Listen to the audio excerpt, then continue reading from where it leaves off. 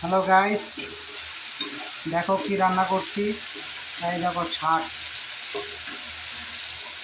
ওই তো মুরগির যে বুক আছে না, এই যে বুক সবগুলি ফ্রিজে পড়ে আছে অনেক দিন ধরে যাবত, কারণ ওগুলো তো মাংস তেমন থাকে না।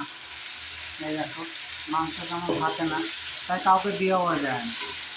সেই জন্য এখন ভাবলাম কিছু ঘরে রান্নারও তেমন কিছু নেই, তাই ভাবলাম এইটাই করিনি। এই করলাম, আর একটু ডাল আছে, আর হলো তোমার এই ভাত করলাম সাথে ইয়েতে লাল লাল ঝাল ঝাল। এই যা,